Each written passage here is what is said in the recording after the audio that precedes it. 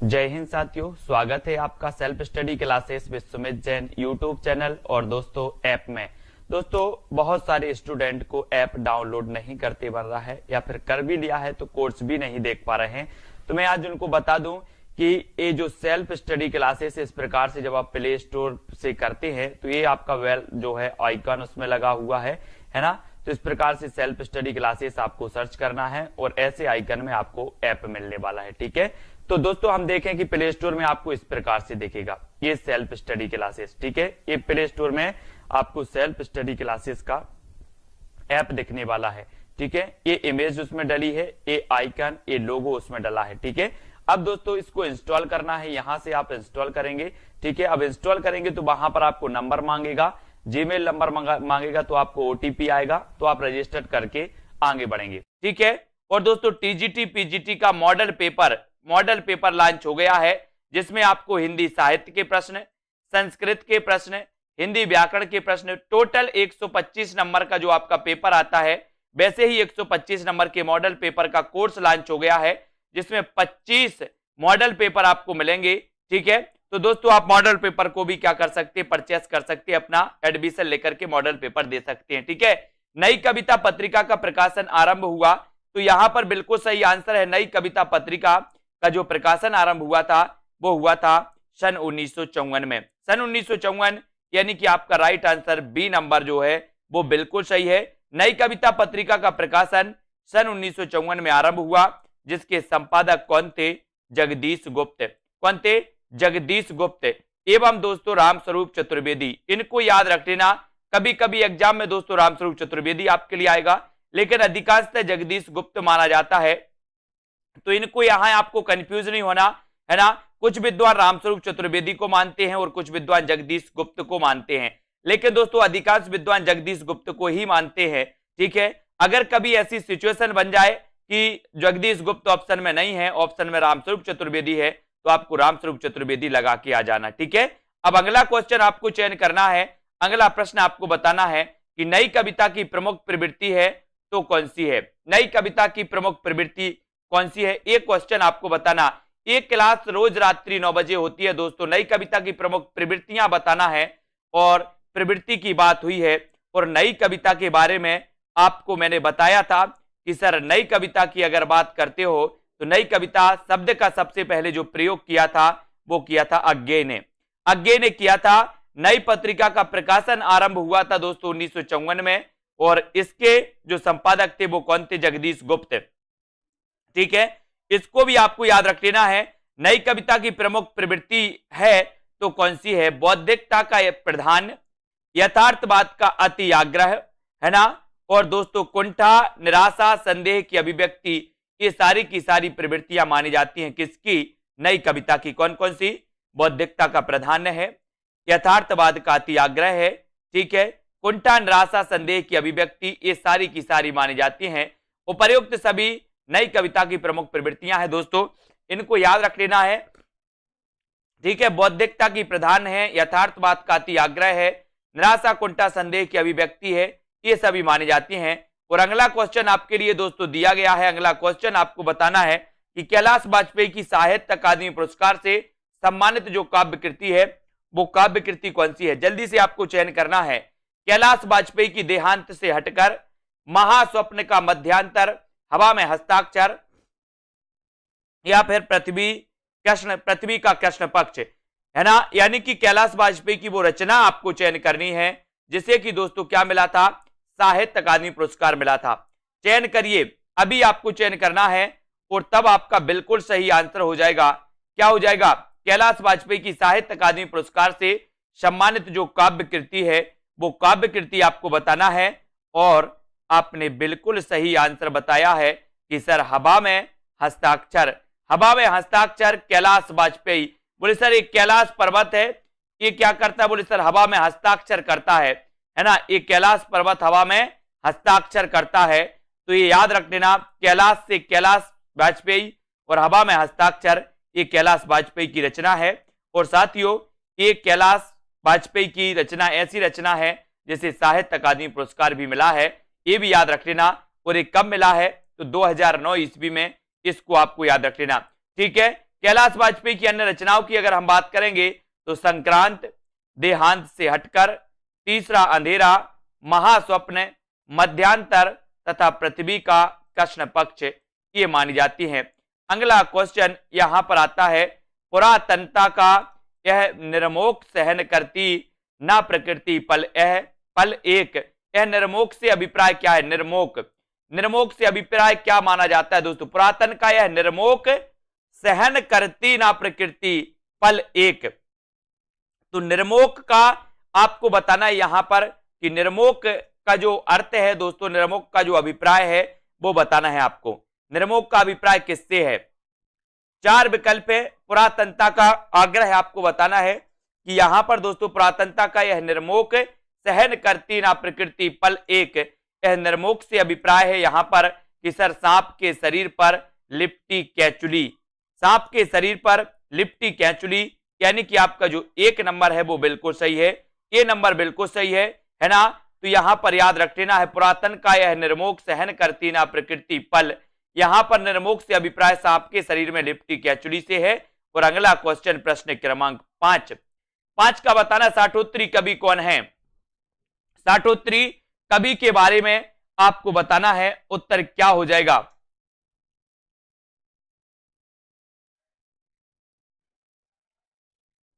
इनमें से साठोत्तरी कवि कौन है ये बताइए प्रश्न क्रमांक 5 में। और दोस्तों साठोत्तरी की बात होती है ना, अपन ने कोर्स में साठोत्तरी कवि भी पढ़े, साठोत्तरी कविताएं पढ़ी, नवगीत के बारे में भी पढ़ा था। अब यहां पर साठोत्तरी कवि कौन है ये आपसे पूछा गया है। तो पढ़ा है सभी लोगों ने, लगभग जिन्होंने पेड कोर्स लिया उन्होंने तो पढ़ा ही है ना। तो इनमें से साठोत्तरी कवि कौन है? उत्तर हो जाएगा आलोक धनबा, है ना। आलोक धनबा दोस्तों ये साठोत्तरी कवि माने जाते हैं, है ना। तो ये आपका सी नंबर जो है साठोत्तरी कवि के बारे में आलोक धनबा जी माने जाते हैं। और सी आपने बिल्कुल सही आंसर बताया कि सर आलोक धनबा साठोत्तरी कवि हैं। आलोक धनबा द्वारा रचित प्रथम काव्य संग्रह दुनिया रोज बनती है ना, जनता का आदमी, गोली दागो पोस्टर, कपड़े के जूते हिंदी की प्रसिद्ध कविताएं मानी जाती हैं। इन कविताओं को अपन को याद रख लेना। आलोक धनबा ये साठोत्तरी कविता से संबंधित है। और यहां पर आपसे अगला क्वेश्चन अगर पूछा जाएगा कि शंबुक वध के रचनाकार कौन है, तो सीधा क्वेश्चन है शंबुक वध में दोस्तों कि शंबुक वध के जो रचनाकार हैं बोले सर जगदीश गुप्त, है ना। शंबुक वध जगदीश गुप्त, ये क्वेश्चन कई बार आया है। शंबुक वध के रचनाकार कौन है? तब आपका उत्तर चला जाता है जगदीश गुप्त, यानी कि आपका राइट आंसर हो जाता है विकल्प नंबर वी। शंबुक वध के रचनाकार जगदीश गुप्त हैं। जगदीश गुप्त द्वारा रचित काव्य संग्रह है नाव के पांव, शब्द दंश, हिमबद्ध, युग में, है ना, छंदसती और आदिम एकांत, ये मानी जाती है दोस्तों जगदीश गुप्त की रचनाएं। और इनकी रचनाएं शंबुक वध भी बहुत ही प्रसिद्ध है। ठीक है, सभी लोग एक बार लाइक जरूर कर देंगे, वीडियो को शेयर जरूर करना है साथियों। और इसी प्रकार से बढ़ते रहना है। मॉडल पेपर जिनको भी दोस्तों मॉडल पेपर में एडमिशन लेना है वो मॉडल पेपर में एडमिशन ले सकते हैं। हिंदी टीजीटी पीजीटी के लिए मॉडल पेपर जिसमें लॉन्च किया गया। और दोस्तों यहां पर नवगीत दशक के संपादक कई बार पूछा गया और मोस्ट इंपोर्टेंट प्रश्न क्रमांक 7, नवगीत दशक के संपादक का नाम बताना है। रामदरस मिश्र, शंभुनाथ सिंह, उमाकांत मालवीय या फिर स्वाम ठाकुर। नवगीत दशक के संपादक कौन थे? तो आपका यहां पर बिल्कुल सही हो जाता है शंभुनाथ सिंह, यानी कि आपका 7 का उत्तर बी नंबर बताया तो बिल्कुल सही हो जाएगा। बी नंबर आपका दोस्तों बी नंबर सही है। शंबुक वध के जो रचनाकार नवगीत दशक के जो रचनाकार हैं वो शंभुनाथ सिंह हैं। ठीक है, बी नंबर नवगीत दशक के संपादक शंभुनाथ सिंह माने जाते हैं, इसको याद रखेंगे। और अगला क्वेश्चन आपकी स्क्रीन पर आता है, यहां पर आपको बताना है। बाकी दोस्तों नवगीत दशक के संपादक शंभुनाथ सिंह हैं। शंभुनाथ की दोस्तों जो गीत संग्रह है रूप रश्मि याद करना, माता भूमि, छाया लोक, उदयाचल, है ना, दिवालोक, जहां दर्द नीला है और वक्त की मीनार पर, ये जो रचनाएं मानी जाती हैं दोस्तों ये शंभुनाथ सिंह की मानी जाती है। जहां दर्द नीला है तो ये तो आपको पता ही है। दिवालोक के रचनाकार कौन है? तो शंभुनाथ सिंह है।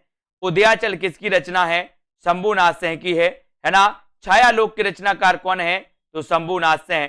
कौन सा कवि नकेनवाद से जुड़ा है? बताइए। और चयन करना है आपको। और जिन भी साथियों ने एग्जाम पर यूट्यूब चैनल और टिपटॉप यूट्यूब चैनल के वीडियो नहीं देखे, बढ़िया तरीके से आपको वीडियो लाए जाते, वहां पर भी वो भी जरूर देख लें, है ना। इनमें से कौन सा कवि नकेनवाद से जुड़ा है? तो नकेनवाद से जुड़ा है दोस्तों नरेश मेहता, है ना। नरेश मेहता से जुड़े, नरेश मेहता जुड़े हैं दोस्तों, इसको आपको याद रख लेना है ना। तो नकेनवाद से जुड़े हैं, तो कौन जुड़े हैं? है ना। और यहां पर आपका सी नंबर बिल्कुल सही हो जाएगा। ठीक है, सी नंबर। बहुत सारे लोग कंफ्यूज हो गए केसरी कुमार में। केसरी कुमार दोस्तों, एक केसरी गलत लिखा है, इसलिए ए नंबर नहीं माना जाएगा, है ना। कौन सा माना जाएगा? नरेश मेहता, यानी बी नंबर माना जाएगा। कंफ्यूज नहीं होना, स्पेलिंग पे भी गौर देना है अपन को। त्रिपदवाद को नकेनवाद भी कहा जाता है, क्योंकि इसमें बिहार के 3 कवि नलिन विलोचन शर्मा, केसरी कुमार और नरेश मेहता, है ना, ये 3 थे, ना, के और न। इनके दोस्तों प्रथम अक्षर पर इसका नाम पड़ा था नकेनवाद। नलिन विलोचन शर्मा इसके थे, केसरी कुमार थे, नरेश मेहता थे। ठीक है। और दोस्तों प्रथम अक्षरों के आधार पर मानकर नकेन बनता है। त्रिपदवाद का प्रवर्तक नलिन विलोचन शर्मा ने 1956 में दोस्तों प्रकाशित नकेन के प्रबद्ध संकलन से किया है, ये भी आपको याद रख लेना है। अगला क्वेश्चन, रामदास मिश्र को उनकी किस कृति पर 2015 के लिए साहित्य अकादमी पुरस्कार मिला था? बताइए। केदारनाथ नहीं, केसरी कुमार हैं। रीता जी, केदारनाथ नहीं, केसरी कुमार हैं। लेकिन केसरी कुमार दोस्तों, केसरी लिखना है, ए वाला केसरी लिखना है, ए, है ना, केसरी। रामदास मिश्र आपको बताना है, उत्तर क्या हो जाएगा?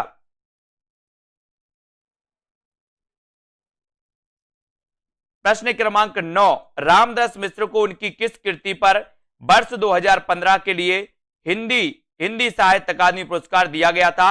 इसका उत्तर आपका 9 का उत्तर आपको बताना है ना। कितने बजे है, आग की हंसी, है ना, बबूल और कैक्टस, या फिर बिना दरवाजे का मकान। यानी कि आपके 4 विकल्प हैं, 4 में से आपका बिल्कुल सही हो जाता है। ये बिल्कुल सही है कि दोस्तों जो नरेश की बात आती है, लेकिन यहां पर नरेश मेहता दिया है, तो उत्तर सी नंबर बिल्कुल सही है ना। लेकिन स्पष्ट ये नहीं लिखा जाता है, यहां पर नरेश बस दिया जाता है, इनके सामने मेहता नहीं लगाया गया, है ना। कहीं भी पुस्तक में देखो तो केवल नरेश लिखा गया, नरेश, है ना। तो दोस्तों नरेश आपको याद रख लेना है केवल, है ना, नरेश। ठीक है। तो यहां पर आपका बी नंबर बिल्कुल सही है, आग की हंसी रामदास मिश्र को उनकी किस कृति पर वर्ष 2015 के लिए हिंदी साहित्य अकादमी पुरस्कार दिया गया? तो ये आपका आग की हंसी बिल्कुल सही हो जाएगा, बी नंबर आपका बिल्कुल सही हो जाएगा।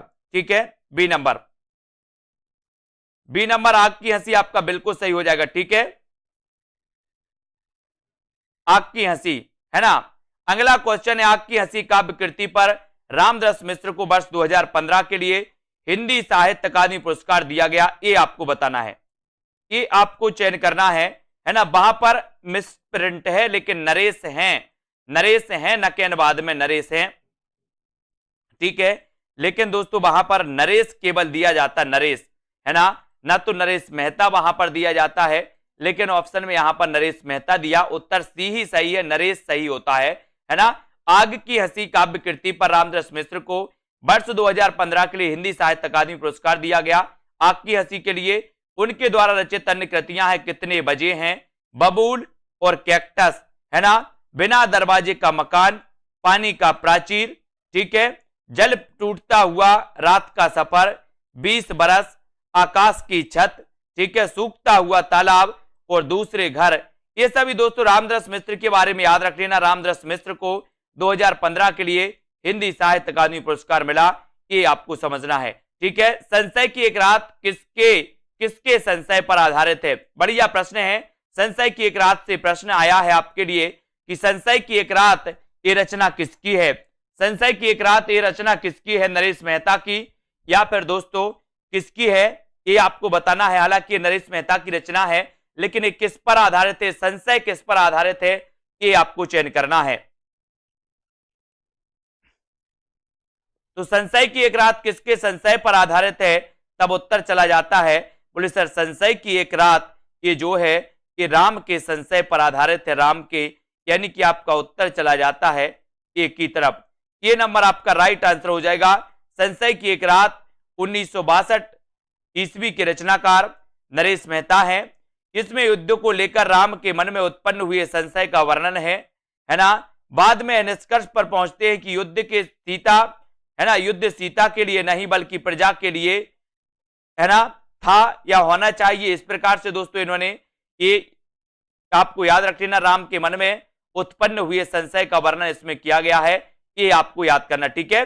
अगले क्वेश्चन की ओर यहां पर बढ़ेंगे। अगला क्वेश्चन आपको बताना है दोस्तों ये कि जगदीश गुप्त को किस सम्मान से विभूषित किया गया 1997 में।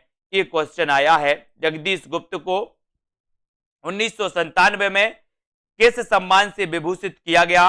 प्रश्न क्रमांक 11। जगदीश गुप्त को 1997 में किस सम्मान से सम्मानित किया गया, विभूषित किया गया। ये 4 विकल्प हैं। जगदीश गुप्त के बारे में बताना है। नई पत्रिका का इन्होंने संपादन किया था दोस्तों 1954 में जगदीश गुप्त ने, है ना। और यहां पर जगदीश गुप्त की जब भी बात आई है तो आपका उत्तर हो जाएगा 1997 में इन्होंने भारत भारती सम्मान से सम्मानित किया गया इनके लिए, यानी कि right answer A number, Bharat Bharati Samman से, ठीक है। जगदीश गुप्त को 1997 में भारत भारती पुरस्कार से सम्मानित किया गया। डॉक्टर गुप्त हिंदी साहित्य की नई कविता के प्रमुख कवि थे और उन्होंने सन 1954 में नई कविता नामक पत्रिका का संपादन किया था, है ना। नाव के पांव जगदीश गुप्त। शब्द दंश के रचनाकार कौन है, तो जगदीश गुप्त। हेमबद्ध, है ना, छंद सती, गोपा गौतम, ये दोस्तों बोधि वृक्ष, संबूक, ये भी आपको याद रख लेना है, ये रचनाएं जगदीश गुप्त की है। निज के ही उन्मादक परिमल के पीछे धावित हो कर वक्तव्य का तात्पर्य क्या है। वक्तव्य का तात्पर्य आपको बताना है। निज के ही उन्मादक परिमल के पीछे धावित हो कर वक्तव्य का तात्पर्य आपको चयन करना है। क्या है वक्तव्य का तात्पर्य, प्रश्न क्रमांक 12 में।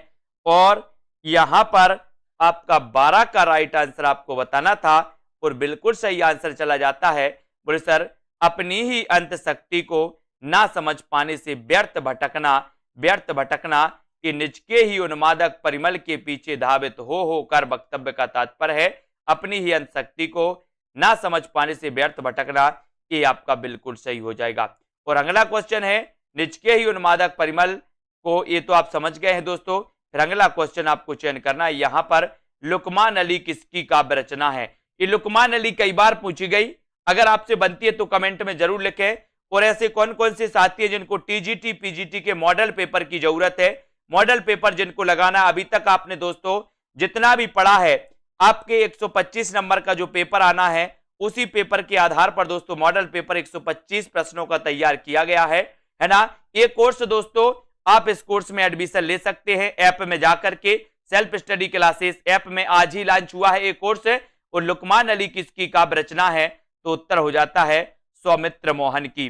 किसकी काव्य रचना है, सौमित्र मोहन की काव्य रचना है लुकमान अली, यानी सी नंबर आपका बिल्कुल सही है। सी नंबर आपका राइट आंसर हो जाएगा। लुकमान अली सौमित्र मोहन की काव्य रचना है। इनके काव्य कृतियां हैं दोस्तों निषेध पहचान, चाकू से खेलते हुए, जबकि मंगलेश डबराल ने पहाड़ पर लालटेन, बहुत ही प्रसिद्ध रचना है इनकी दोस्तों। पहाड़ पर लालटेन के रचनाकार कौन है, तो पहाड़ पर लालटेन के जो रचनाकार माने जाते हैं वो कौन माने जाते हैं, तो आपका बिल्कुल सही आंसर हो जाता है दोस्तों पहाड़ पर लालटेन मंगलेश डबराल। तथा लीलाधर जगूड़ी ने नाटक जारी है नामक काव्य रचना की है, इसको भी अपन को याद रख लेना। फिर अगला क्वेश्चन है कि कौन सा कथन असत्य है। असत्य कथन आपको बताना है। प्रयोगवाद का जन्म तार सप्तक के प्रकाशन के साथ माना जाता है। प्रयोगवाद में प्रयोग को इष्ट नहीं साधन माना जाता है। प्रयोगवादी कविता ह्रासोन्मुख मध्य वर्गीय समाज के जीवन का चित्र है। यह नई कविता प्रयोगवाद का विकसित रूप नहीं है। तो एक कथन असत्य है, इनमें से उसका उत्तर आपको चयन करना है। प्रश्न क्रमांक 14, कौन सा कथन असत्य है मयंक जी, अनीता जी, सुदामा जी, बाल गोविंद जी, कौन सा कथन असत्य है, ये आपके लिए मौका मिला है बताने का।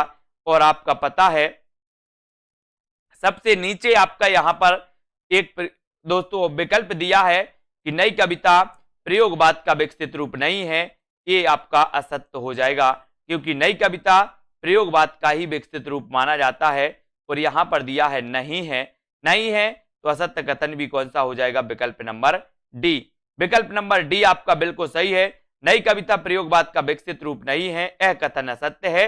जबकि प्रयोगवाद के संबंध में सत्य कथन इस प्रकार से है कि प्रयोगवाद का जन्म तारसप्तक के प्रकाशन से माना जाता है। प्रयोगवाद में प्रयोग इष्ट नहीं साधन माना जाता है। प्रयोगवादी कविता ह्रासोन्मुख मध्यवर्गीय समाज के जीवन का चित्र प्रस्तुत करती है और नई कविता प्रयोगवाद का ही विकसित रूप है। इन तथ्यों को भी आपको अच्छे से याद करना है, इन तथ्यों को भी आपको अच्छे से पढ़ना है। ठीक है, फिर चलते हैं अगले क्वेश्चन की ओर। अगला प्रश्न आपको यहां पर चयन करना है दोस्तों, ये आपकी स्क्रीन पर है। प्रतिबद्ध कविता के जनक कौन है? प्रश्न क्रमांक 15 में प्रतिबद्ध कविता के जनक कौन माने जाते हैं? श्याम परमार, अरुण कमल, प्रभाकर माचबे या फिर परमानंद श्रीवास्तव? प्रतिबद्ध कविता के जनक कौन माने जाते हैं? बढ़िया प्रश्न है, प्रश्न क्रमांक 15 है और 15 का आपका बिल्कुल सही प्रतिबद्ध कविता के जो जनक माने जाते हैं, कमेंट में आने चाहिए, सभी लोगों का कमेंट आना चाहिए फटाफट से, प्रतिबद्ध कविता के जनक कौन है? तो बोले परमानंद श्रीवास्तव। अपन बोलते ना कि परमानंद के प्रति हम क्या हैं? बोले सर वास्तव में हम परमानंद के प्रति प्रतिबद्ध है, प्रतिबद्ध हैं। तो याद रख लेना हम किसके प्रति प्रतिबद्ध हैं? तो परमानंद के प्रति प्रतिबद्ध हैं, है ना। तो परमानंद से परमानंद श्रीवास्तव, यानी डी नंबर आपका बिल्कुल सही है ना। कविता प्रतिबद्ध कविता के जनक परमानंद श्रीवास्तव, ये आपको याद रख लेना। लेखकों में व्यंग्यकार कौन है? मोहन राकेश, कन्हैया लाल मिश्र प्रभाकर, बेढब बनारसी, पांडे बेचन शर्मा, उग्र। लेखकों में व्यंग्यकार कौन है, ये आपसे पूछा गया और आपका बिल्कुल सही आंसर हो जाता है। लेखकों में जो व्यंग्यकार माने जाते हैं वो बेढब बनारसी, बेढब बनारसी, यानी कि आपका जो सी नंबर है बेढब बनारसी आपका बिल्कुल सही है। बेढब बनारसी व्यंग्यकार है। मोहन राकेश आधुनिकता बोध के नाटककार हैं, है ना। पांडे बेचन शर्मा उग्र हिंदी में प्रगति प्रकृतिवादी शैली के उपन्यासकार माने जाते हैं, ये भी आपको यहां पर याद रखना है। फिर अगला क्वेश्चन है आपकी स्क्रीन पर, जल्दी से चयन करिए, जल्दी से बताइए, है ना। कौन सी विशेषता नई कविता की नहीं है, ये आप बताना है। क्षणवादिता, बौद्धिकता, अतिशय व्यक्तिकता या फिर मार्क्सवादी दर्शन, यानी कि प्रश्न क्रमांक 17 है और 17 में आपको नई कविता की विशेषता नहीं है, ये आपको चयन करना है। और बढ़िया प्रश्न है। अपन ने क्या पढ़ा था, क्या पढ़ा था दोस्तों, क्या पढ़ा था कि नई कविता के बारे में पढ़ा था, प्रगतिवाद के बारे में पढ़ा था कि सर प्रगतिवाद की अगर बात करते हो तो प्रगतिवाद मार्क्सवाद से प्रभावित माना जाता है, मार्क्सवाद से प्रभावित माना जाता है। लेकिन जो नई कविता है ये मार्क्सवाद से प्रभावित नहीं थी। और नई कविता की विशेषता नहीं है पूछा तो नहीं में आप लगाओगे मार्क्सवादी दर्शन, ये नहीं है, डी नंबर, है ना। मार्क्सवादी दर्शन नई कविता की विशेषता नहीं है, यह प्रगतिवाद की विशेषता है। जबकि क्षणवादिता, बौद्धिकता, अतिशय व्यक्तिकता, ये नई कविता की दोस्तों विशेषताएं मानी जाती हैं। फिर अगला क्वेश्चन आपको बताना, साहित्यिक आंदोलनों के अग्रणी हैं, नकेनवाद नामक साहित्यिक आंदोलनों के अग्रणी माने जाते हैं, तो कौन माने जाते हैं, ये आपको बताना है। नकेनवाद नामक साहित्यिक आंदोलन के अग्रणी कौन माने जाते हैं? 18 में आंसर,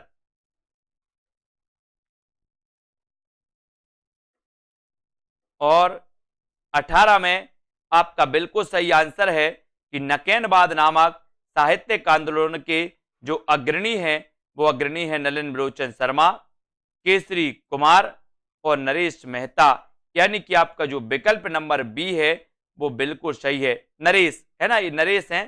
ठीक है, नकेनवाद नामक साहित्यिक आंदोलन के अग्रणी नलिन बलोचन शर्मा, केसरी कुमार, ठीक है, केसरी कुमार हैं और दोस्तों नरेश हैं, इनको याद रख लेना, केसरी कुमार और नरेश, है ना।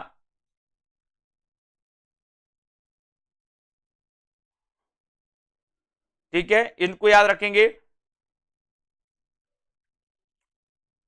यहां पर दोस्तों एक लाइन और याद रखनी है कि प्रबद्ध बात का प्रवर्तन नरेंद्र बिरोचन शर्मा ने सन 1956 में प्रकाशित नकेन प्रबद्ध संकलन से किया था, नरेंद्र बिरोचन शर्मा ने। ठीक है, अगला क्वेश्चन मंगलेश डबराल की रचना है तो कौन सी है? मंगलेश डबराल की एक रचना जरूर पूछी जाती है हर एग्जाम में, है ना, और ये दोस्तों कई बार पूछा जाता है ना। तो मंगलेश डबराल की रचना आपको चयन करनी है और प्रश्न क्रमांक आपका 19 है और 19 में आपका बिल्कुल सही आंसर है मंगलेश डबराल की बात। सभी लोग लाइक जरूर करते रहिएगा दोस्तों, है ना। और यहां पर मंगलेश डबराल यानी कि पहाड़ पर लालटेन, है ना, पहाड़ पर लालटेन ये किसकी रचना है, ऐसा भी क्वेश्चन आता है। तो पहाड़ पर लालटेन के रचनाकार जो माने जाते हैं वो माने जाते हैं मंगलेश डबराल, है ना। यानी कि ऐसा भी क्वेश्चन आता है कि पहाड़ पर लालटेन के रचनाकार कौन है, तब आते मंगलेश डबराल, या मंगलेश डबराल की रचना कौन सी है, तो पहाड़ पर लालटेन। ठीक है, मंगलेश डबराल की रचना पहाड़ पर लालटेन है। जख्म पर धूल मलयच की रचना है। सुदामा पांडे की रचनाओं में सुदामा पांडे का प्रजातंत्र, कल सुन्ना मजे सुदामा पांडे, संसद से सड़क तक, है ना, का से कबूतर, सुनो कारियर, उदय प्रकाश की रचनाएं हैं, है ना। तो ये आपको याद रखना, सुनो कारियर। ठीक है, और ये संसद से सड़क तक ये दोस्तों यहां तक किसकी है, ये है सुदामा पांडे की। बाकी का से कबूतर और सुनो कारियर ये उदय प्रकाश की रचनाएं मानी जाती हैं। कविता की तीसरी आंख, बढ़िया प्रश्न है, कविता की तीसरी आंख के रचनाकार कौन है? प्रश्न क्रमांक 20, कविता की तीसरी आंख के रचनाकार आपको बताना है। प्रश्न 20 है, 20 का उत्तर आपको चयन करना है और यहां पर आपका राइट आंसर कविता की तीसरी आंख के जो रचनाकार हैं दोस्तों वो कौन है? प्रभाकर श्रोत्रिय, है ना, प्रभाकर श्रोत्रिय ये कविता की तीसरी आंख के रचनाकार हैं और उत्तर चला जाता है विकल्प नंबर सी की तरफ। सी नंबर आपका कविता की तीसरी आंख के रचनाकार प्रभाकर श्रोत्रिय आपका सही हो जाएगा। कविता की तीसरी आंख के रचनाकार प्रभाकर श्रोत्रिय है। इनकी अन्य कृतियां है कालयत्री, है ना, कालयत्री है कविता, संवाद, रचना एक यातना है आदि, ये सभी मानी जाती हैं। कविता की तीसरी आंख को भी आपको याद रखना है। ठीक है, अगले क्वेश्चन की ओर हम बढ़ेंगे। अगला प्रश्न यहां पर हम देखने वाले हैं दोस्तों, इनको आपको याद करते जाना है। नवगीत दशक 1, 2, 3, नवगीत दशक 1, 2, 3 का संपादक कौन था? बताइए, अगर आपको पता है नवगीत दशक और नवगीत दशक में 1, 2, 3, नवगीत दशक 1, 2, 3 का संपादक कौन था, ये आपको बताना है। शंभुनाथ सिंह, अज्ञे, नरेश मेहता या फिर उमाशंकर तिवारी। नवगीत दशक 1, 2, 3 के संपादक कौन थे? चयन करिए प्रश्न क्रमांक 21 में।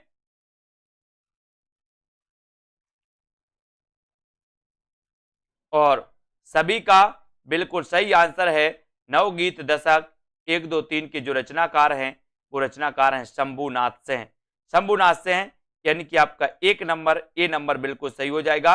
नवगीत दशक 1, 2, 3 नवगीत अर्धसती शंभुनाथ सिंह की रचनाएं हैं, है ना। अज्ञे की काव्य कृतियां हरी घास पर क्षण भर, बाबरा अहेरी, इंद्रधनुष रौंदे हुए, असाध्य बीणा, आंगन के पार द्वार, है ना। अज्ञे की इतलम चिंता। नरेश मेहता की बात करें तो वन पाखी सुनो, वन पाखी सुनो, बोलने दो चीड़ को, है ना। पिछले दिनों नंगे पैरों, मेरा समर्थ एकांत, उत्सवा, तुम मेरा मौन हो, देखना एक दिन अरण्या, संशय की एक रात, ये सभी दोस्तों किसकी मानी जाती हैं? नरेश मेहता की। अगला क्वेश्चन आपको दिया गया, टॉलस्टॉय और साइकिल किसकी रचना है, ये आपसे पूछा गया। सभी लोग लाइक जरूर कर देना। जिन भी साथियों को टीजीटी पीजीटी के मॉडल पेपर की जरूरत है, यानी कि आप भी चाहते हैं कि जैसा आपका पेपर होता है वैसा भी हम दोस्तों एक पेपर लगाएं, हमारे कितने नंबर आते हैं वो टेस्ट करें, और कौन सा आपका चैप्टर वीक है, किस चैप्टर में आपको वीकनेस लगती है, उस चैप्टर को आप अभी से बहुत अच्छा बना सकते हैं, है ना। तो एक अंदाज आपको हो जाएगा, एक अनुभव आपको हो जाएगा। 25 टेस्ट दोस्तों, 25 टेस्ट आपके लिए उपलब्ध करवाए जाएंगे, है ना। और टॉलस्टॉय और साइकिल किसकी काव्य कृति है, तो उत्तर चला जाता है केदारनाथ अग्रवाल की।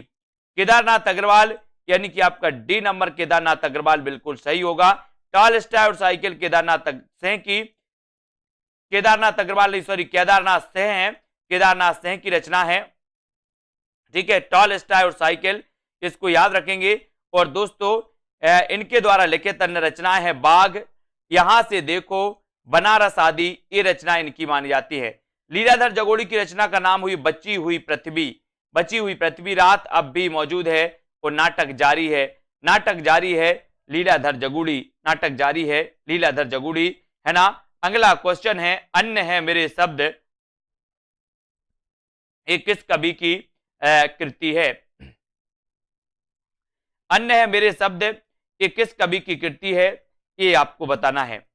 स्वप्निल श्रीवास्तव की, रविंद्र श्रीवास्तव, आलोक श्रीवास्तव या फिर एकांत श्रीवास्तव। अन्य है मेरे शब्द किस कवि की कृति है, ये आपको बताना है। और उत्तर क्या हो जाएगा? उत्तर हो जाएगा आपका डी, डी यानी कि एकांत, एकांत श्रीवास्तव आपका बिल्कुल सही हो जाएगा। यार डी नंबर आपका बिल्कुल सही हो जाएगा। अन्य है मेरे शब्द एकांत श्रीवास्तव, है ना।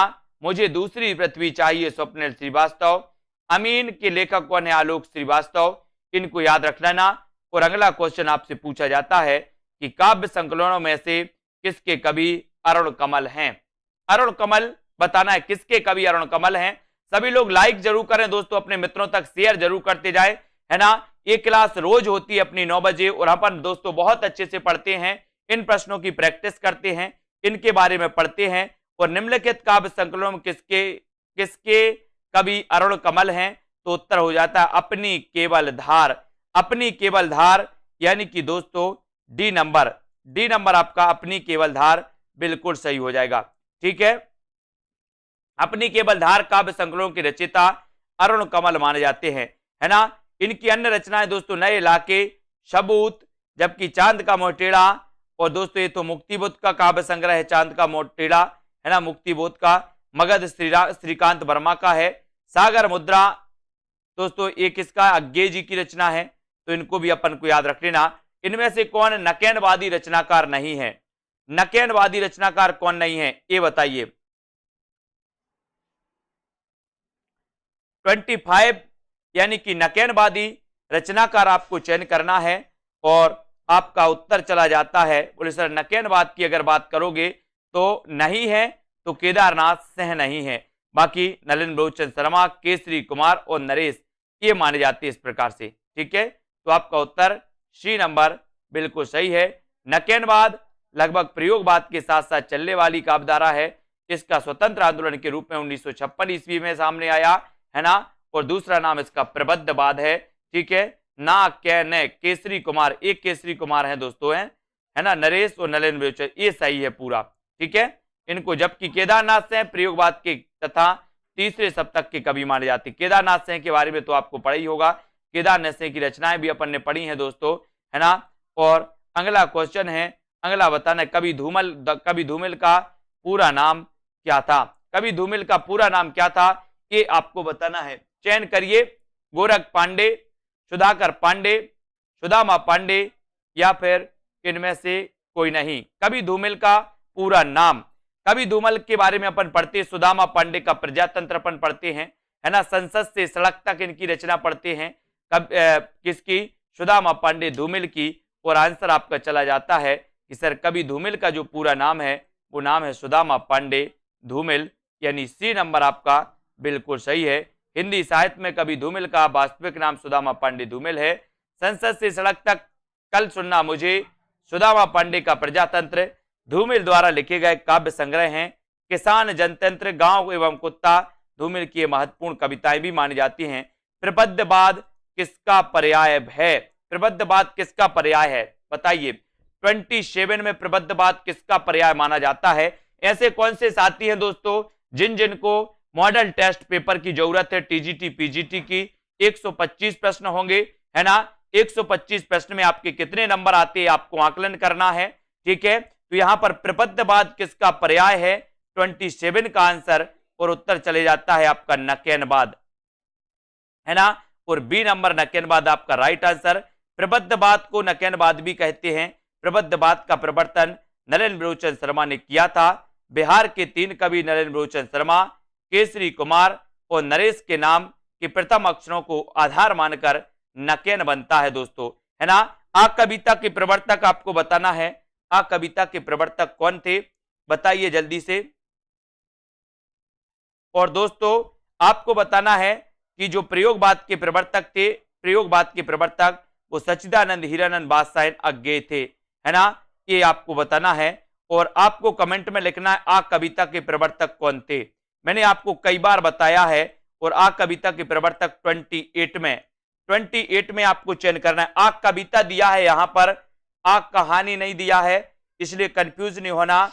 आ कहानी की जब भी बात आती है तो गंगा प्रसाद बिमल की बात आती है, लेकिन आ कविता की जब भी बात आती है तो जगदीश चतुर्वेदी की बात आती है ना। तो यहां पर आ कविता जगदीश चतुर्वेदी, इसको याद रखेंगे। और दोस्तों यहां पर निम्न में से कौन प्रबद्धवादी कवि नहीं है, प्रबद्धवादी कवि नहीं है, ये आपको बताना। 28 में चयन करना नलिन बलोचन शर्मा, केसरी कुमार, नरेश या फिर गिरजा कुमार माथुर, है ना। कौन प्रबद्धवादी कवि नहीं है, ये चयन करिए सभी लोग।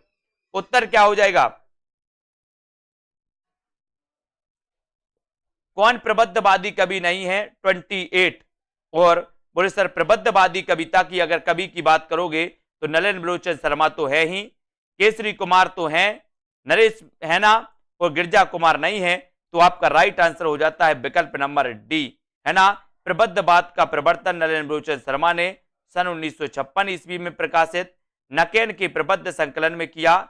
प्रबद्धवाद को नकेनवाद भी कहा जाता है, क्योंकि इसमें बिहार के 3 कवि नलिन बलोचन शर्मा, केसरी कुमार और नरेश के नाम प्रथम अक्षरों को आधार मानकर नकेन बनता है ना। और प्रबद्धवाद और प्रयोगवाद में मूल अंतर यह है कि प्रबद्धवाद प्रयोग को साध मानता है, जबकि प्रयोगवाद प्रयोग को साधन मानता है ना। जबकि गिरजा कुमार माथुर तार सप्तक के कवि हैं तथा प्रयोगवादी काव्यधारा में आते हैं, इनको याद करना। अब दोस्तों यहां पर कुछ रचनाएं दी हैं, और कुछ रचनाओं में से आपको क्या करना है, इनको सुमेलित करना है। सुमेलित करिए, किसकी कौन सी रचना है ये आपको बताना है। मुक्ति प्रसंग, खुशबू के शिलालेख, अनुभव के आकाश में चांद और रेणुका, ये रचनाएं किसकी मानी जाती हैं, ये रचनाएं आपको बताई गई हैं। इन रचनाओं के बारे में आपको बताना है। और यहां पर अपन थोड़ा सा आप देख लो, मुक्ति प्रसंग के रचनाकार कौन है, खुशबू के शिलालेख, है ना, खुशबू के शिलालेख, अनुभव के आकाश में चांद, ठीक है, और रेणुका, ये रचनाएं किसकी मानी जाती हैं। तो आपको पता ही है कि सर कौन सी रचना किसकी है। यहां पर एक कूट दिया था नीचे, इस कूट में से आपको चयन करना था, तो बी नंबर यहां पर सही हो जाता है दोस्तों। यानी कि यहां पर आपका जो बिल्कुल सही आंसर है कि मुक्ति प्रसंग ये राजकुमार चौधरी की रचना है ना। खुशबू के शिलालेख ये किसकी रचना है, ये दोस्तों भवानी प्रसाद मिश्र की है। अनुभव के आकाश में चांद लीलाधर जगूड़ी, रेणुका तो आपको पता ही है दिनकर की रचना है, ठीक है, तो बिल्कुल सही है। यहां पर आते थोड़ा सा और यहां पर देखते हैं दोस्तों इसके बारे में, ये रचनाएं आपसे पूछी जाती हैं। आपसे पूछा जाता है कि मुक्ति प्रसंग के रचनाकार कौन है, राजकुमार चौधरी। खुशबू के शिलालेख के रचनाकार कौन है, भवानी प्रसाद मिश्र, है ना। फिर आपसे पूछा जाता है दोस्तों अनुभव के आकाश में चांद की रचनाकार कौन है, लीलाधर जगूड़ी। रेणुका एक किसकी रचना है, तो रामधारी से दिनकर की, है ना। और संशय की एक रात ये नरेश मेहता की रचना है। तो दोस्तों सभी लोग वीडियो को लाइक जरूर कर दें, और रोज एक क्लास होती है अपनी 9 बजे, है ना। और इसी प्रकार से अपन अध्ययन करते हैं। और फिर आगे थोड़ा सा बढ़ेंगे, साय में धूप काव्य कृति के रचनाकार कौन है, यानी कि प्रश्न क्रमांक 30 का आंसर। ये अपन कई बार पढ़े हैं। एक दोस्तों रचना आती है सीढ़ियों पर धूप में, है ना, सीढ़ियों पर धूप में, वो रघुवीर सहाय की रचना होती है। लेकिन यहाँ साय में धूप, साय में धूप आपसे पूछा गया, तब आपका इसका उत्तर आपको बताना है। प्रश्न क्रमांक 30 में साय में धूप के रचनाकार कौन है, आपका राइट आंसर कौन सा हो जाएगा। आपने बिल्कुल सही आंसर चयन किया है साथियों कि धूप, साय में धूप के जो रचनाकार हैं वो कौन है, दुष्यंत कुमार। दुष्यंत कुमार, यानी कि आपका बी नंबर बिल्कुल सही हो जाएगा, बी राइट आंसर हो जाएगा, ठीक है। ये याद रखेंगे, साय में धूप काव्य कृति के रचयिता दुष्यंत कुमार हैं। दुष्यंत कुमार को त्यागी या परदेसी नाम से जाना जाता है। याद रख लेना दोस्तों, अगर आपसे कभी पूछा जाए कि त्यागी, है ना, दुष्यंत कुमार त्यागी या परदेसी नाम से किसे जाना जाता है, तो आपको लगाना है दुष्यंत कुमार को, है ना। इनकी गजलें आपने पढ़ी होंगी दोस्तों। इनकी अन्य कृतियों में सूर्य का स्वागत, आवाजों के घेरे, जलते हुए बन का बसंत, है ना, ये याद रख लेना। सूर्य का स्वागत तो कई बार पूछा गया, दुष्यंत कुमार की रचना जो है कई बार पूछी गई।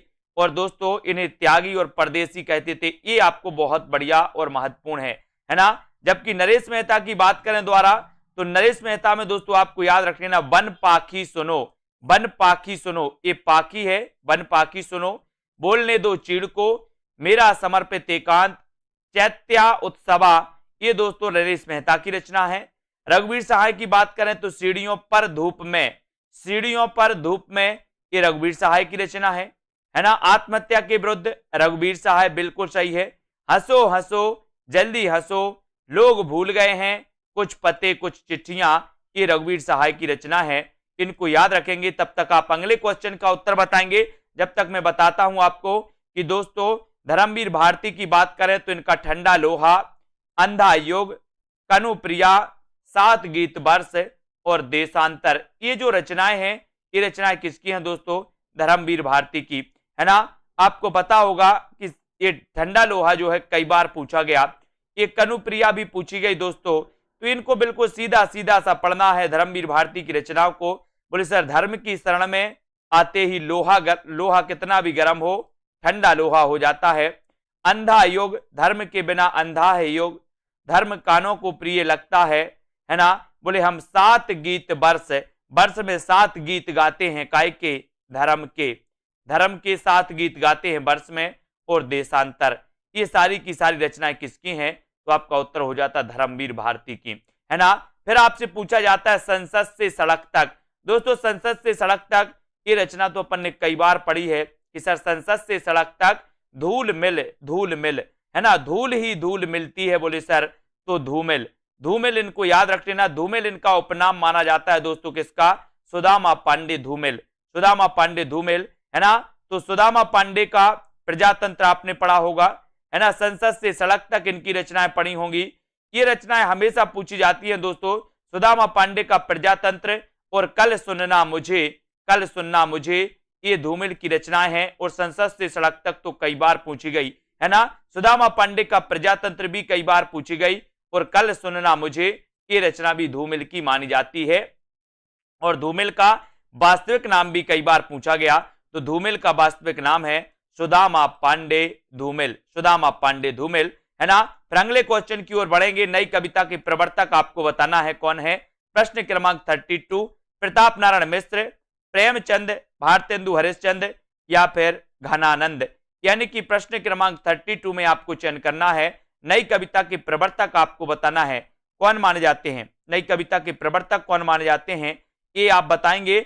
और आपका बिल्कुल सही आंसर यहां पर क्या हो जाएगा? और यहां पर दोस्तों जो ऑप्शन है नई कविता के प्रवर्तक के रूप में, है ना,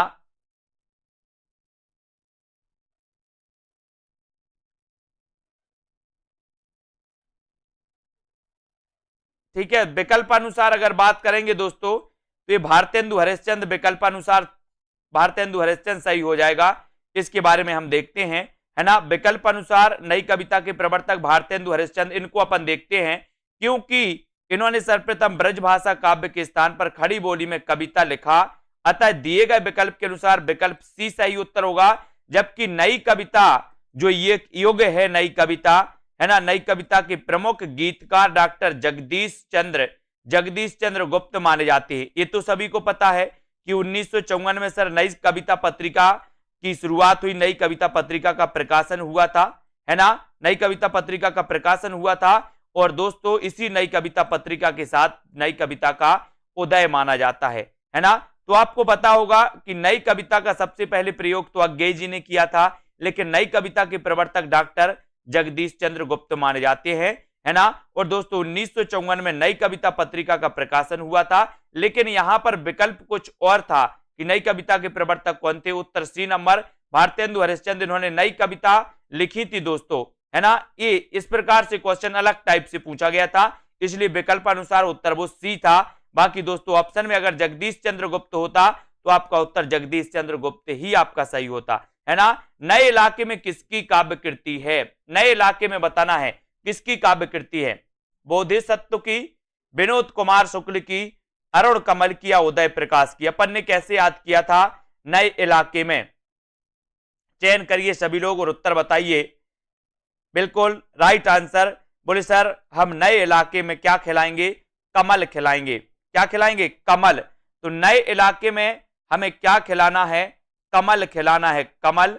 तो यहां पर उत्तर हो जाएगा आपका अरुण कमल। क्या हो जाएगा, अरुण कमल, यानी कि आपका जो डी नंबर है वो बिल्कुल सही हो जाएगा, नए इलाके में कमल खिलाएंगे। तो डी अरुण कमल बिल्कुल राइट है। नए इलाके में अपनी केवल धार, पुतली में संसार सबूत आदि समकालीन कवि अरुण कमल की काव्य कृतियां हैं।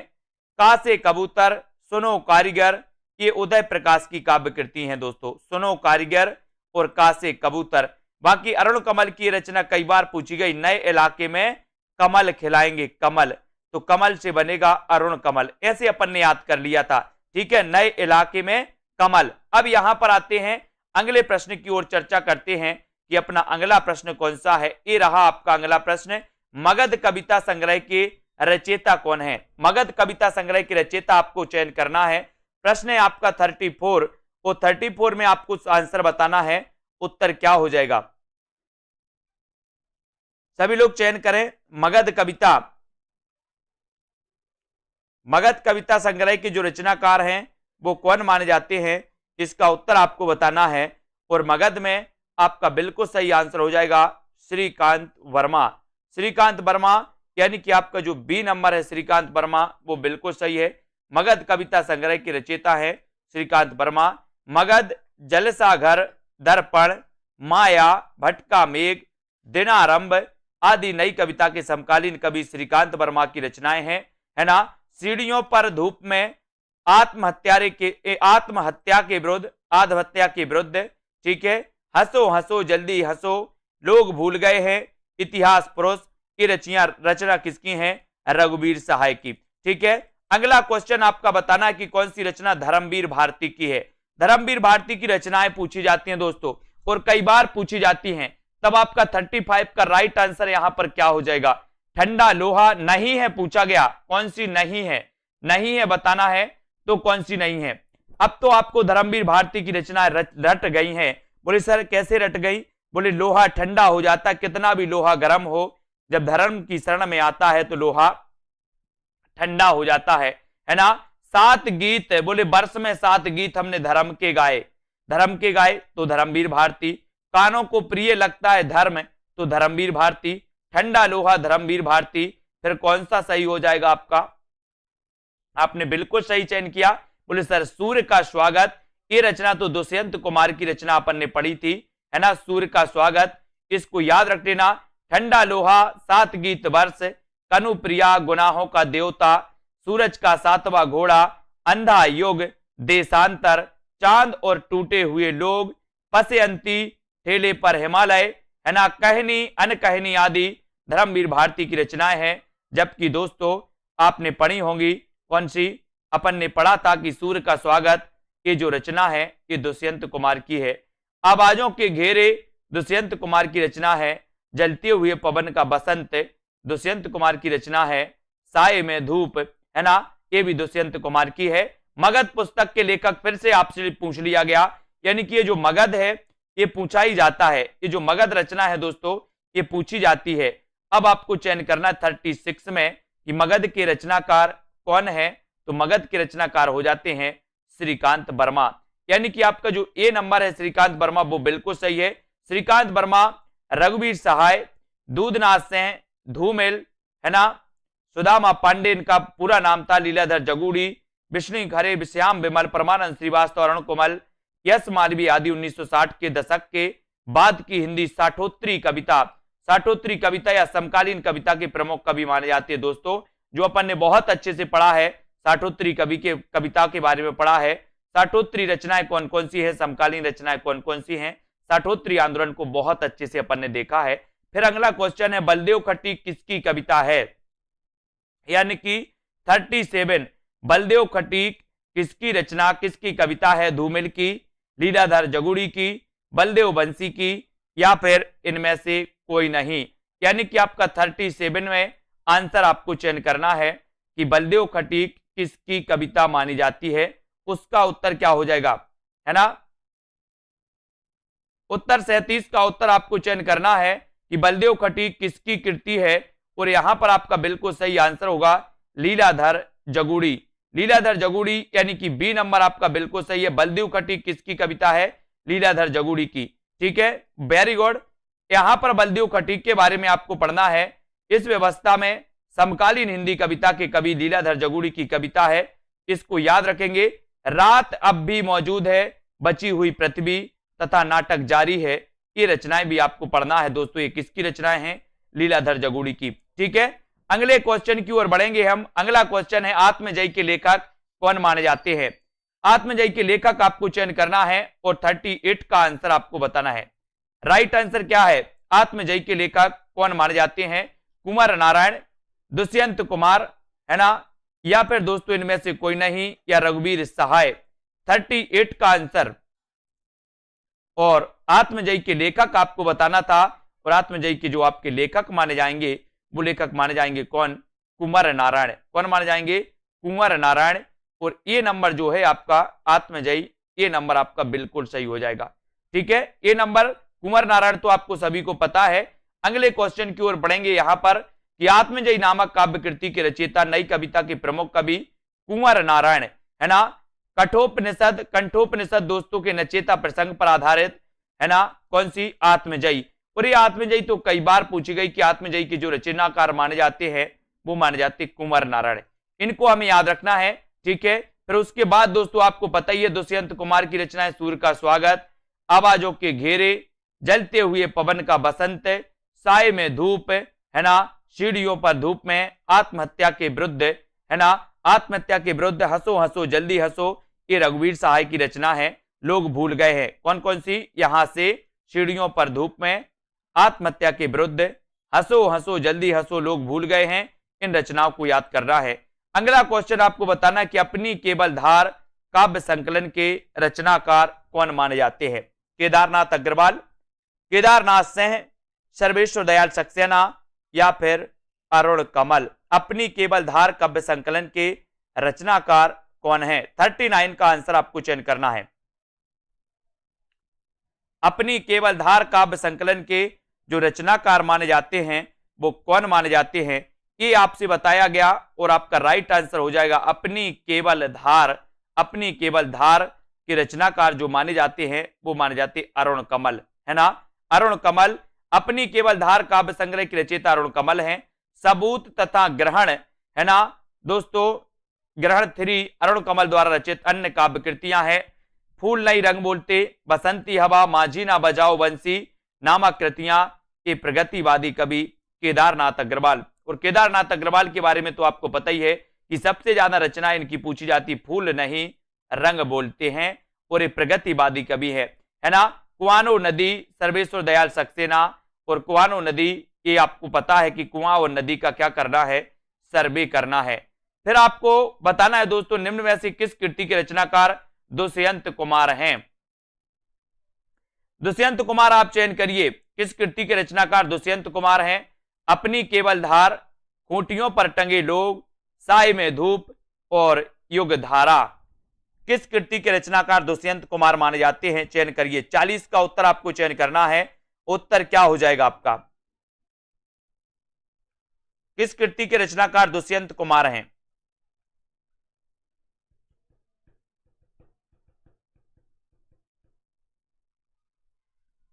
और आपने बिल्कुल सही आंसर लगाया कि सर साय में धूप। साय में धूप यानी सी नंबर। इस कृति जो है ये दुष्यंत कुमार की। साय में धूप नामक कृति के रचनाकार नई कविता के कवि दुष्यंत कुमार हैं। सूर्य का स्वागत, आवाजों के घेरे में, जलते हुए वन का बसंत दुष्यंत कुमार रचित ये दोस्तों कविता संग्रह हैं। इनको याद रखेंगे। एक कंठ बिस्पाई इनकी कई बार पूछी गई रचना है दोस्तों, है ना। ये दोस्तों क्या है? काव्य नाटक है एक कंठ बिस्पाई। एक कंठ बिस्पाई। बाकी खूंटियों पर टंगे लोग, है ना, ये सर्वेश्वर दयाल सक्सेना की रचना है। युग धारा के रचनाकार तो नागार्जुन है। नागार्जुन को आपको क्या है? नागार्जुन दोस्तों ये माने जाते हैं प्रगतिवादी कवि माने जाते हैं नागार्जुन। और नागार्जुन का वास्तविक नाम क्या था? तो कई बार पूछा गया, वैद्यनाथ। ठीक है, नेक्स्ट है कौन नवगीत के प्रसिद्ध और नायक कवि हैं? नवगीत के प्रसिद्ध और नायक कवि बताना है कौन है? वीरेंद्र मिश्र, दुष्यंत कुमार, भवानी प्रसाद मिश्र, या फिर सर्वेश्वर दयाल सक्सेना। कौन नवगीत के प्रसिद्ध उन्नायक कवि माने जाते हैं?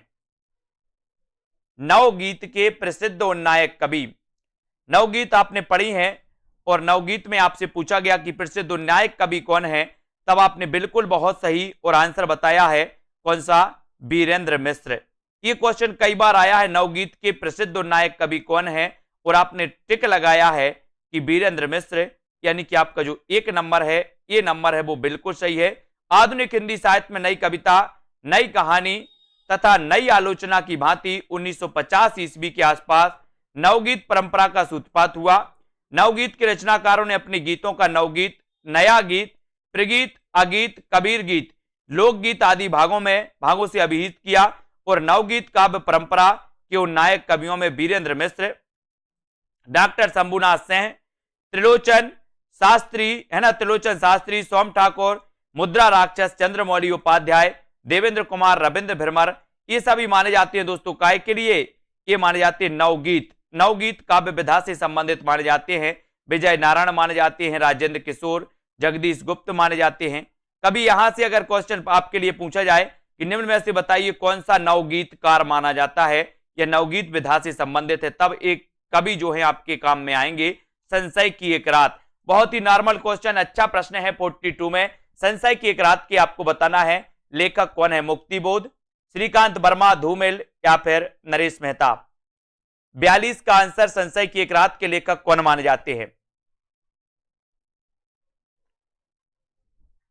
चयन करना है आपको, और आपने बिल्कुल सही आंसर बताया है कि संशय की एक रात, और संशय की एक रात तो कई बार पूछी भी गई है और आप लोगों को पता भी है। पता है तो बिल्कुल सही आंसर, उत्तर क्या हो जाएगा?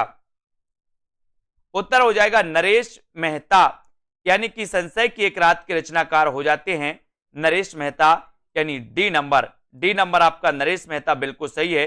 संशय की एक रात तथा समय देवता नरेश मेहता द्वारा रचित काव्य कृतियां हैं, और संशय की एक रात में समुद्र पुल बंध जाने के पश्चात राम के मन के संशय को चित्रित किया गया। तो यहां पर एक क्वेश्चन भी आया है दोस्तों कि संशय की एक रात में किसके संशय को प्रस्तुत किया गया? तो राम के संशय को। किसके? राम के संशय को, है ना। और दोस्तों इनको याद रख लेना, संसद से सड़क तक, कल सुनना मुझे, सुदामा पांडे का प्रजातंत्र, ये रचनाएं तो किसकी हैं? ये सुदामा पांडे धूमिल की रचना है, संसद से सड़क तक और सुदामा पांडे का प्रजातंत्र। ठीक है, इसको याद रखेंगे। और अगला देखो, चांद का मोह टेढ़ा मुक्तिबोध का प्रथम काव्य संकलन माना जाता है। चांद का मोह टेढ़ा मुक्तिबोध, है ना। अगला क्वेश्चन है, नई कविता की प्रमुख प्रवृत्तियां कौन सी हैं? प्रमुख प्रवृत्तियां यानी कि 43 का आंसर। नई कविता के बारे में अपन ने पढ़ा कि नई कविता पत्रिका का प्रकाशन हुआ था 1954 में, और दोस्तों जगदीश चंद्र गुप्त नई कविता के प्रवर्तक माने जाते हैं। फिर आपसे पूछा जाता है दोस्तों कि नई कविता की प्रमुख प्रवृत्तियां कौन सी हैं? बताइए, सरसता, चपलता, दृढ़ता या फिर उन्मुक्तता। नई कविता की प्रमुख प्रवृत्तियां आपको चयन करना और 43 का आंसर बताना, और आपने बिल्कुल सही आंसर चयन किया है कि जो नई कविता की प्रवृत्तियां यानी कि विशेषताएं जो है वो उन्मुक्तता, है ना। उन्मुक्तता, इसको आपको याद रख लेना, ये नई कविता की विशेषता मानी जाती है। और दोस्तों नई कविता भारतीय स्वतंत्रता के बाद लिखी गई। उन कविताओं को कहा गया जिनमें परंपरागत कविता से आगे नए भावबोधों की अभिव्यक्ति के साथ नए मूल्यों, नए शिल्प विधान का अन्वेषण किया गया। और यह भी कहा जा सकता है कि प्रयोगवाद के बाद किन्हीं कविता की जो नवीन धारा विकसित हुई उसे नई कविता कहा गया, ये आपको याद रख लेना। और नई कविता में किस भाषा के शब्दों को लिया गया, ये आपको बताना। किस भाषा के शब्दों को लिया गया नई कविता में? प्रश्न क्रमांक 44 ऐसा भी क्वेश्चन बनता है। अंग्रेजी, लोक भाषा, आधुनिक हिंदी भाषा या फिर विदेशी भाषा। नई कविता में किस भाषा के शब्दों को लिया गया? अब दोस्तों आपने देखा होगा कि नई कविता यानी कि दोस्तों 1954 में जब नई कविता पत्रिका का प्रकाशन माना जाता है तो यहीं से नई कविता का उदय भी माना जाता है। जगदीश चंद्र गुप्त इसके प्रवर्तक माने जाते हैं। नई कविता शब्द का सबसे पहले प्रयोग किया था अज्ञे ने। तो अब जब आधुनिक काल में दोस्तों ये चल रहा है तो आधुनिक हिंदी भाषा का प्रयोग ही इसमें होगा। किस भाषा के शब्दों का प्रयोग किया गया? तो वो किया गया आधुनिक हिंदी भाषा के शब्दों का, यानी कि उत्तर चला जाता है आपका विकल्प नंबर बी की तरफ, और बी नंबर आपका बिल्कुल सही हो जाता है। नई कविता में आधुनिक हिंदी भाषा के शब्दों को लिया गया। प्रयोगवाद के बाद हिंदी साहित्य में जो नवीन धारा प्रवाहित हुई उसे नई कविता के नाम से जाना जाता है। इसको आपको याद रख लेना। हिंदी में आ कविता का प्रवर्तक किसे माना जाता है? आ कविता आपसे पूछा गया, ठीक है, आ कविता पूछा गया, ना कि आ कहानी। आ कविता भी है और आ कहानी भी है। यहां पर आ कविता आपसे पूछा गया, तो आ कविता के जो प्रवर्तक है वो कौन है? आ कविता भी आपने पढ़ा है और आ कहानी भी आपने पढ़ा है ना। यहां पर 4 विकल्प हैं, 45 का आंसर बताना। यहां बहुत सारे लोग कंफ्यूज होते हैं कि आ कहानी या आ कविता, है ना। और दोस्तों यहां पर आ कविता पूछा गया, तो आ कविता के जो प्रवर्तक माने जाते हैं वो कौन माने जाते हैं? आपने जो उत्तर लगाया है वो बिल्कुल सही लगाया है, जगदीश चतुर्वेदी। ये आ कविता के प्रवर्तक हैं, आ कविता के प्रवर्तक, ठीक है, इनको याद रख लेना। जबकि दोस्तों आपको पता है कि आ कहानी के प्रवर्तक कौन है, वो भी आपको कमेंट में लिखना है। आ कहानी के प्रवर्तक कौन है? हिंदी में आ कविता प्रवर्तक जगदीश चतुर्वेदी को माना जाता है। इनको अपन को याद रख लेना। बाकी दोस्तों आ कविता से संबंधित और भी है, श्याम परमार, गंगा प्रसाद जी है ना, और धूमिल हैं, लीलाधर जगूड़ी है, मणिका मोहिनी, कैलाश वाजपेयी, ये आ कविता से संबंधित हैं। आ कविता की विशेषताओं को हम पढ़ेंगे। उसके पहले एक चैलेंज प्रश्न आपके लिए कि आ कहानी के प्रवर्तक कौन माने जाते हैं? आ कहानी के प्रवर्तक बताना है। जबकि सृजनात्मक दृष्टि की अपेक्षा ध्वंस को महत्व दिया गया आ कविता में, है ना। फिर दोस्तों संगठन की अपेक्षा विघटन आ कविता में, सूक्ष्म तत्व की अपेक्षा शारीरिक भोग को महत्व दिया गया, ग्रामीण जीवन की अपेक्षा नगरीय कुंठाओं का प्राकाट्य है ना। और दोस्तों समाज के स्थान पर व्यक्ति को महत्व दिया गया। इनको आपको चयन करना है। ये आ कविता की विशेषताएं हैं। और दोस्तों आपको बताना है कि आ कविता के प्रवर्तक कौन माने जाते हैं। बताइए कौन कौन को पता है? अगर जिसको पता है वो जल्दी से बताइए आ कविता। और यहां पर आ जाते हैं अगला क्वेश्चन, आत्मजयी किसकी रचना है? आत्मजयी ये तो कई बार पूछा गया, है ना। अब यहां पर दो चीजें हैं, जगदीश चतुर्वेदी आ कविता और आ कहानी के गंगा प्रसाद बिमल, ठीक है। आ कहानी के गंगा प्रसाद बिमल ही माने जाते हैं, याद रख लेना। और दोस्तों आ कविता के कौन माने जाते हैं? आ कविता के माने जाते हैं जगदीश चतुर्वेदी, ठीक है। अब आत्मजयी किसकी रचना है बताइए? आ कहानी के महीप से नहीं है, महीप से तो सचेतन के हैं।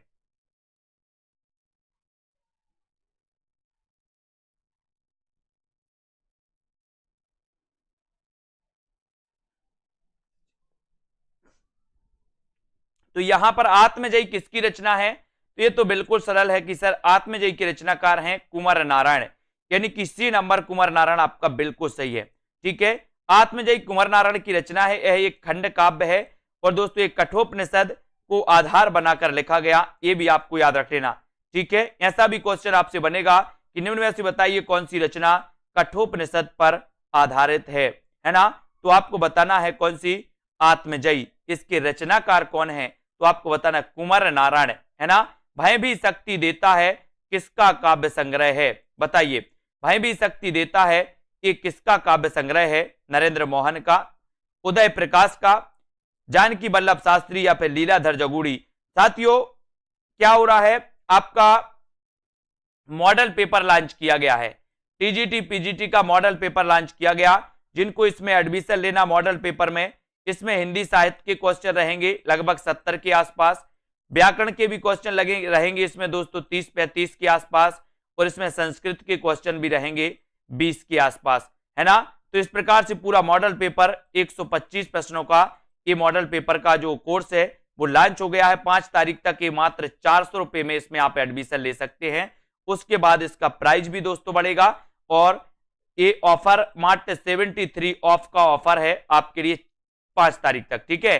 भाई भी शक्ति देता है किसका काव्य संग्रह, ये पूछा गया था। तो भाई भी शक्ति देता है कैसे? बोले सर जुगाड़ से। भाई भी शक्ति देता है जुगाड़ से, है ना। अगर आपको कहीं भय लगे तो जुगाड़ से शक्ति कर लेना, जुगाड़ से। तो जुगाड़ से क्या बनेगा? जगूड़ी। अपन जुगाड़ कर लेते ना किसी भी चीज का, है ना।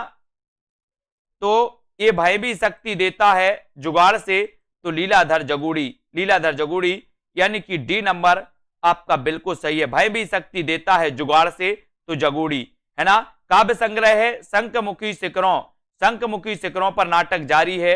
और दोस्तों इस यात्रा में रात अभी मौजूद है, बची हुई पृथ्वी, घबराए हुए शब्द, ये माने जाते हैं। फिर अगला क्वेश्चन है सदियों का संताप, ये किसकी रचना है? प्रश्न क्रमांक 48। सदियों का संताप किसकी रचना है? बालकर्ण शर्मा नवीन की, जयप्रकाश करदम, ओम प्रकाश वाल्मीकि या फिर मोहनदास नेमिशराय। यानी कि 48 का आंसर 25 सेट होंगे, उसमें 25 सेट होंगे।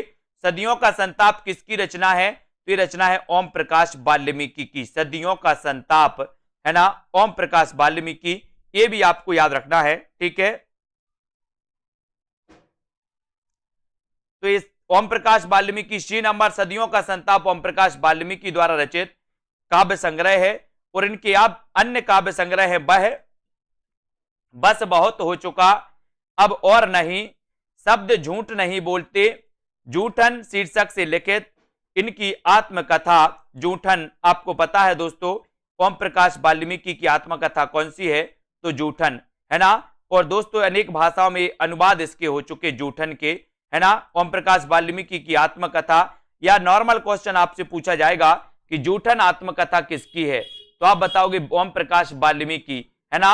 सदियों का संताप, सदियों का संताप ओम के जप से मिट गया। बोले सर सदियों का संताप था जो ओम के जप से मिट गया, ओम के, तो ओम प्रकाश वाल्मीकि, ये बिल्कुल सही है।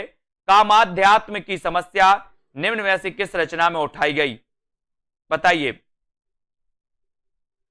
ये कामाध्यात्म की समस्या निम्न में से किस रचना में उठाई गई? 49।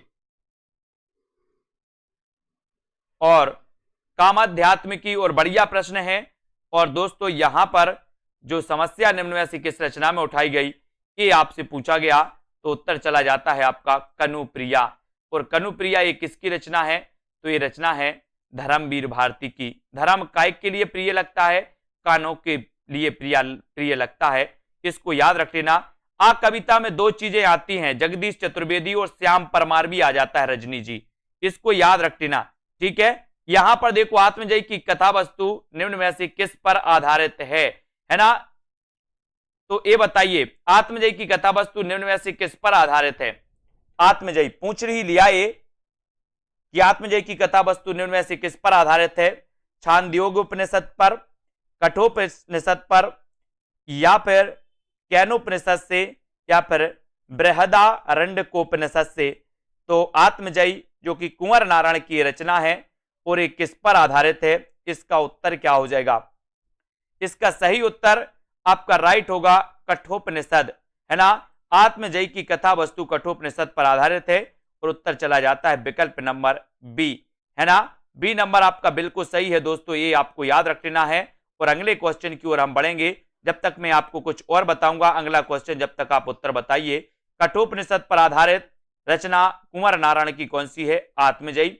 नचिकेता प्रसंग का वर्णन, चक्रव्यूह, परिवेश, हम तुम, अपने सामने, कोई दूसरा नहीं, इन दिनों इनके प्रसिद्ध काव्य संग्रह हैं। आत्मजयी व बादशाह के बहाने, आत्मजयी व बादशाह के बहाने, ये दोस्तों खंड काव्य है कुंवर नारायण के, ठीक है। अगला क्वेश्चन है नाटक जारी है काव्य संग्रह की रचयिता कौन है? नाटक जारी है ना। नाटक जारी है किसका? बोले सर जुगाड़ से नाटक जारी है। काय से? जुगाड़ से। राजस्थान में चलता है जुगाड़, जुगाड़ चलता कहां पर? राजस्थान में। और बोले सर नाटक जारी है, काय से नाटक जारी है? मैंने कहा लाइट्स तो चली गई, नाटक कैसे जारी है? बोले सर जुगाड़ से। जुगाड़ से है तो लीलाधर जगूड़ी, लीलाधर जगूड़ी का ये दोस्तों नाटक जारी है, ये काव्य संग्रह के रचित लीलाधर जगूड़ी के माने जाते हैं। यानी कि डी आपका बिल्कुल सही हो जाता है, डी नंबर आपका राइट आंसर हो जाएगा। यहां पर देखते हैं अगले प्रश्नों को और भी पढ़ते हैं।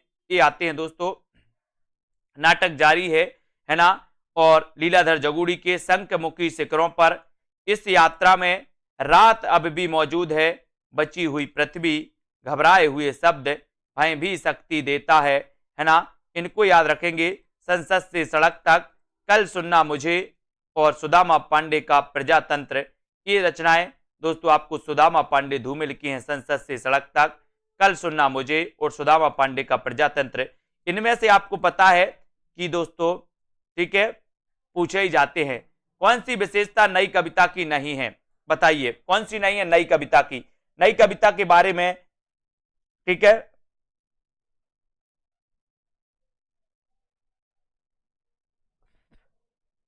कौन सी विशेषता नई कविता की नहीं है। अनुभूति की प्रामाणिकता, नया भावबोध और नया शिल्प, छंदों का बंधन और क्षणवाद में विश्वास। और 42 कौन सी विशेषता नई कविता की नहीं है, ये आपसे पूछा गया और उत्तर चला जाता है छंदों का बंधन। छंदों का बंधन ये जो विशेषता है ये नई कविता की नहीं है दोस्तों।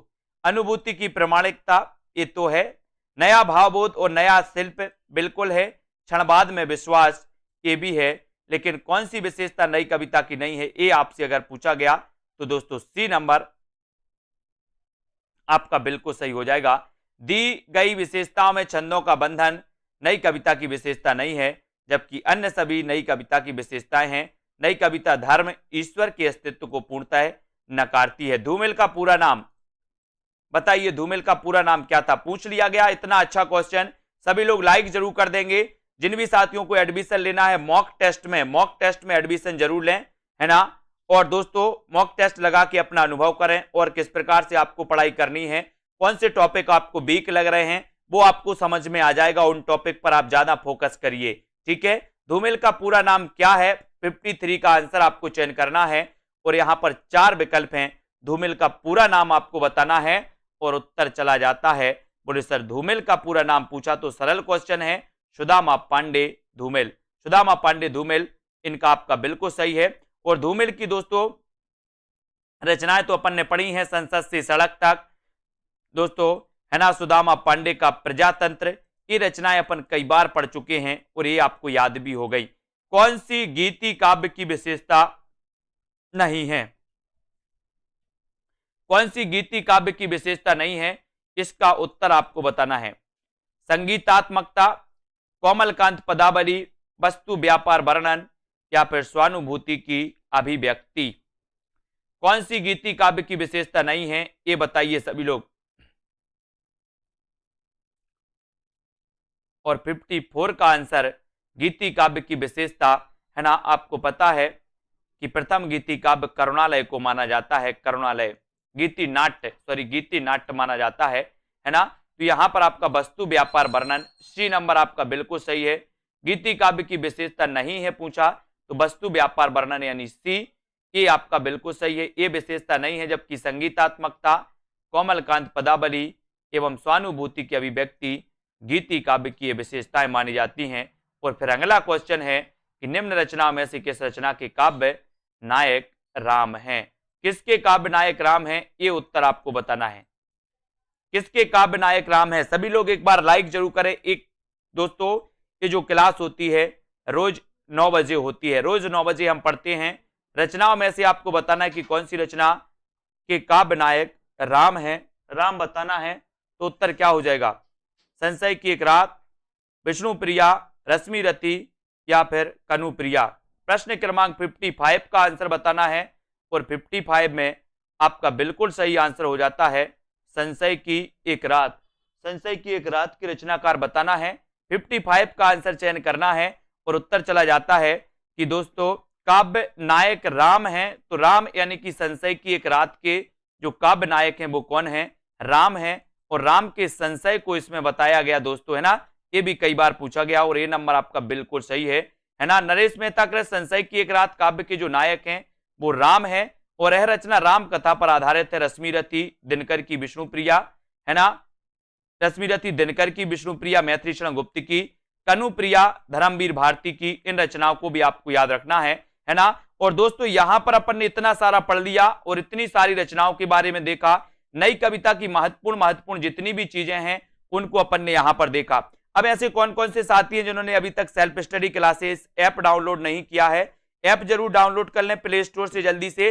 और दोस्तों आपको क्या करना है, ये मॉडल पेपर जो लॉन्च हुआ है 25 मॉडल पेपर जो लॉन्च हुए हैं, ये कोर्स आपके लिए टीजीटी पीजीटी का एक कोर्स है जिसमें हिंदी साहित्य, हिंदी व्याकरण, संस्कृत, ये सारे प्रश्न आपके 125 नंबर के आपको मिलेंगे, है ना। इसमें आपको दोस्तों अपना चेक करना है कि आप कितने गहरे पानी में हैं, कौन सा टॉपिक आपको कमजोर लग रहा है, कौन सा टॉपिक के लिए आपको मेहनत करने की जरूरत है, क्योंकि टाइम आपके पास और भी है।